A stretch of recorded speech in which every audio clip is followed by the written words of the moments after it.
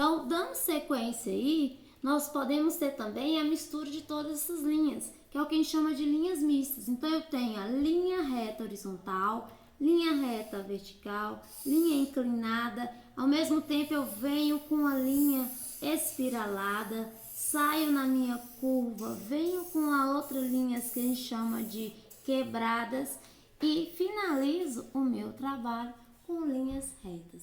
Então, esse aqui eu vou chamar de linhas mistas, tá? Porque eu misturei todas as linhas. Eu falei aqui das linhas quebradas. Então, linhas quebradas, vocês vão lembrar que é a mistura de linhas retas. Então, eu tenho uma diagonal, uma linha horizontal. Depois eu venho uma vertical, depois uma diagonal, uma horizontal, uma vertical e assim por diante. Essas linhas são as linhas que eu chamo de linhas quebradas. Então, basicamente, sobre linhas, nós temos esses tipos de linhas aí e o que elas nos expressam, né? Quais são as sensações. Com relação a isso, na apostila suas, páginas 18, a página 18 tem dá essa referência aí de Georges Seurat, né, a ponte de Courbevoie, e temos a noite estrelada. Noite estrelada é um desafio para vocês aí reconhecer quais tipos de linhas que existem na noite estrelada. Então, nós temos uma obra de Vincent van Gogh, que é neoimpressionista, e aí vocês vão ver, né, essa movimentação, essa mistura de linhas, e olha como que as linhas sinuosas e as linhas curvas estão presentes. E também existem as linhas retas, né, como ele usa como se fossem texturas, e aí ele trabalha toda a obra dele, principalmente com as linhas curvas. Olha aqui na lua, né, como que ele vem jogando essa sinuosidade.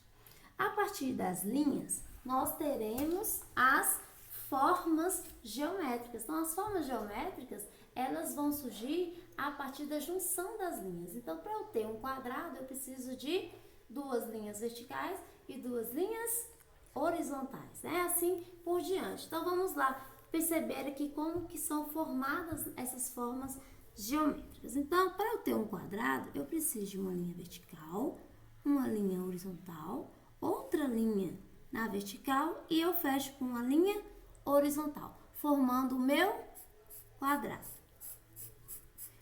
Triângulo. O triângulo isósceles, né, ou equilátero, também vamos fazer um triângulo equilátero aqui, que tem dois lados iguais. Eu tenho basicamente duas linhas diagonais e uma linha horizontal. O círculo, eu tenho uma junção de curvas, né? Então, a circunferência é a junção das curvas. Assim por diante, o retângulo, e assim eu vou ter todas as minhas formas geométricas, né? Que vocês conhecem aí, que tem toda uma variação destas formas. E a partir disso, com as linhas, eu vou brincar com essas formas geométricas, né? Então, eu tenho cone, e assim eu posso estar brincando com esses elementos visuais. Então, cada um significa dá uma sensação, transmite uma mensagem, né? O quadrado tem mais peso, um elemento pesado, forte, né? Da sensação de equilíbrio. O triângulo tem essa ponta que sempre nos remete para cima, né? Lembrando da verticalidade, né? Ele causa esse impacto muito forte, mas o triângulo é um elemento muito de equilíbrio. O círculo é de movimentação, né? Da ideia de que está sempre movimentando. O retângulo, ele vem na proveniente lá do quadrado, né? Uma variação, e assim por diante. Mais para frente, aí eu trago para vocês o Kandinsky, que é um artista do abstracionismo geométrico, e o Kandinsky, ele, né, trabalha linhas e formas geométricas. Então, a composição dele é basicamente, ela tem essa forma bidimensional. O que é o bidimensional? É a forma plana. Então, você não vê perspectiva na obra do Kandinsky. Então, ele trabalha várias formas geométricas e, basicamente, linhas, texturas, né? Essas linhas sinuosas misturadas com linhas sempre retas e formas geométricas. Tem uma atividade proposta para vocês realizarem, que é da página 20. né? Quem não realizou ainda para ser feita, basicamente vocês irão reproduzir o desenho do Escher e vão identificar linha curva, linhas retas, diagonais, linha curva. Onde for linha reta, né, vertical, vocês vão colorir de vermelho. Onde for linhas curvas, como aqui nas janelas, nas entradas das portas, nos arcos, vocês vão pintar de laranja. E aí tem mais uma obra, essa é Beatriz Milhazes, é uma artista brasileira, né, contemporânea, e ela trabalha basicamente texturas, cores, formas e linhas, né? A obra dela é basicamente isso. Foi trabalhado também com vocês, a gente vai rever agora, a questão da simetria, né? O que é simetria? Então, simetria é quando eu tenho um elemento e eu consigo, a partir de um eixo simétrico, um eixo que vá dividi-lo ao meio, formas semelhantes. Então, se eu divido ao meio, eu tenho que ter exatamente essas mesmas, a repetição, o espelhamento dessas formas. Então, aqui nós temos a simetria bilateral, dois lados exatamente iguais. Então, a borboleta aí é um exemplo de simetria bilateral, que ela, se você passar um eixo no centro dela, os dois lados são exatamente iguais.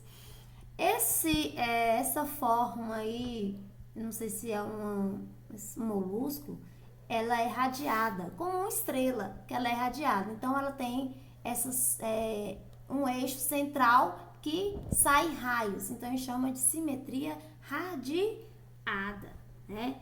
E existe o elemento assimétrico. Se você dividir ao meio esse elemento assimétrico, você não tem exatamente a forma, né? Então, há uma variação dessa forma aí.